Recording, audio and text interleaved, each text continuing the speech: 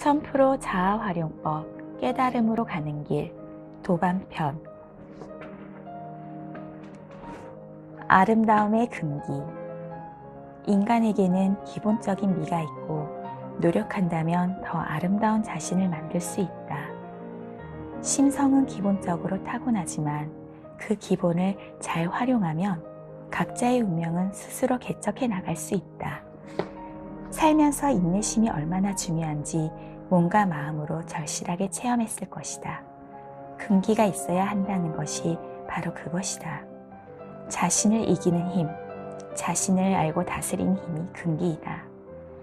역사상 잊히지 않는 인물들이 참으로 많다. 그들에게 타고난 능력도 있었지만 타고난 능력에 인내하는 마음과 인류를 위하고자 하는 금기를 잘 활용하였기에 역사에 길이 남는 인물이 된 것이 아닌가 한다. 당장에는 이루어지지 않더라도 포기하지 않고 자신을 믿고 간다면 언젠가는 꿈을 꼭 이루어준다는 것을 많은 시간을 걸쳐서 터득했다.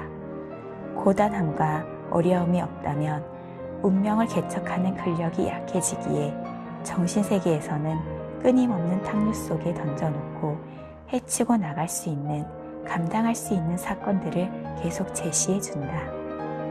하늘은 감당하지 못할 일을 절대로 주지 않는다.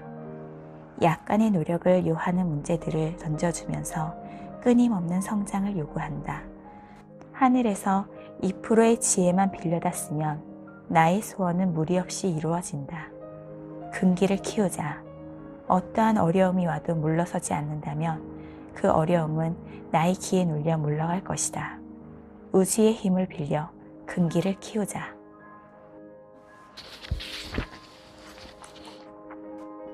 수없이 많은 문. 인간들은 살면서 많은 문들을 열고 들어가고 또 나간다. 아침에 회사로 출근하는 회사원은 출근하기 위해서 방문을 열고 샤워실 문을 연다. 그리고 또 닫고 들어가고 사용이 끝나면 또다시 그 문을 열고 나온다. 출근 준비하느라 간단한 식사를 하고 방문을 열고 옷을 갈아입고 현관문을 연다. 자가용으로 출근하는 자는 주차장으로 와서 본인의 승용차 문을 열고 닫는다. 회사에 도착하면 또다시 차문을 열고 닫고 사무실에 들어가기 위해 엘리베이터를 이용하려고 엘리베이터 버튼을 누른 후 문이 열리기를 기다리다 문이 열리면 타고 닫히고 근무지 2층에 도착하면 또다시 엘리베이터 문은 열리고 사람이 내리면 바로 닫힌다. 사무실로 향하는 발은 사무실 앞에 도착해서 또다시 사무실 문을 열고 들어간다. 그 사람은 하루에 얼마나 많이 문을 열고 닫을까? 그 문들을 응용해보자. 고통의 문도 있을 것이고 행복의 문도 있을 것이다. 시험을 치르려고 들어가는 문도 있을 것이고 문제를 해결하기 위해 변호사 사무실이나 법무사 사무실 문을 두드리는 일도 있을 것이다. 병이 나서 병원 문을 두드리고 들어갈 것이고 병원에 도착하면 병실 문을 열고 닫으며 병을 검사하는 방을 몇 번 들락날락할 것이다. 그 문들이 일렬로 늘어져 있다면 그 길이를 생각해보라. 한 번쯤 생각해보라. 나는 하루에 몇 개의 문을 열고 닫는가? 나도 수없이 마음의 문을 열고 닫는다. 다시는 열지 않는 문도 있고 하루에 수십 번 열고 닫는 문도 있다. 사람들은 될 수 있으면 고통의 문을 열지 않으려 애쓰는데 나의 동의 없이 열리는 것이 고통의 문이다. 고통의 문 종류는 수없이 많다. 건강이 나빠지는 고통이 있는가 하면 남에게 사기당하는 고통도 있다. 또한 남들이 잘 나가는 것을 보면 시기와 질투로 스스로 고통을 만든다. 어떤 이는 수행을 위해 고통의 문을 선택하기도 한다. 사람들은 일상적인 생활 속에서 문을 열고 닫는 것을 그냥 무심히 지나간다. 만약 그러한 열고 닫음이 성장의 문인지 행복을 향한 문인지 의문을 갖고 살아간다면 어느 곳을 가더라도 문을 열고 들어가는 것을 한 번은 신중히 생각하지 않을까 한다. 마음 단속을 잘해야 한다.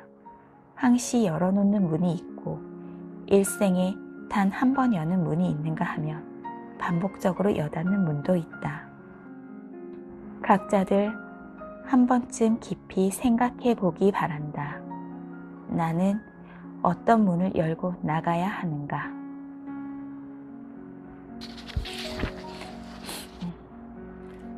제대로 전달하자. 웅천선언에 와서 사람들은 이런저런 질문들을 하고 간다. 선언을 방문하고 나오면 누군가에게 무엇인가를 전달하기 시작한다. 그곳은 어떠한 곳이고 무엇을 말하였고 나에게 무엇을 하라고 강요했다거나 그렇지 않으면 넌지시 떠보기도 하더라는 등 머리를 돌려가면서 보았던 방문지 모습과 있었던 일들을 속속들이 전달한다. 그네들에게 묻고 싶다. 당신은 집으로 사람들을 초대하며 무엇을 보여주느냐고. 첫 번째는 겉모습을 보여주려고 할 것이며 두 번째는 우아함을 보여주려고 애쓸 것이다. 처음 온 사람에게 주방의 찬장을 개방하여 시시콜콜 설명하지 않거니와 거실의 서랍 문을 열어서 내부를 보여주지도 않을 것이며 안방으로 데려가 장롱문을 열어 옷이 몇 벌 있다고 말하지도 않는다. 그리고 다용도실에 들어가서도 안내하지 않는다. 두 번째 방문에도 같을 것이다. 나는 그네들에게 말한다. 내가 당신네 집을 방문해도 겉모습만 보여줄 뿐이고 나 역시 같다는 것을.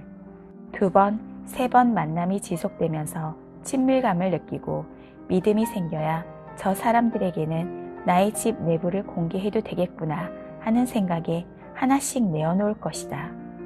나 역시 마찬가지이다. 영성 공부시키면서 그렇게 하도록 한다. 그런데 손님들은 첫 만남만으로 모든 것을 자신의 잣대로 판단한다. 조금의 여과도 없이 참 이상한 곳이다 하고 자기와 맞지 않는 부분만 가지고 모든 것을 평가절하한다. 그것은 자신의 인격을 스스로 깎아내리는 행위이다. 그네들이 조금이라도 신중하다면 그렇게 쉽게 이러이러한 곳이라고 함부로 말하지 않을 것이다. 그러면서 나도 배운다. 어느 환경이든 내 기준으로 함부로 전달하지 않겠다고 그 사람들은 나와 다르다고 생각해야 한다.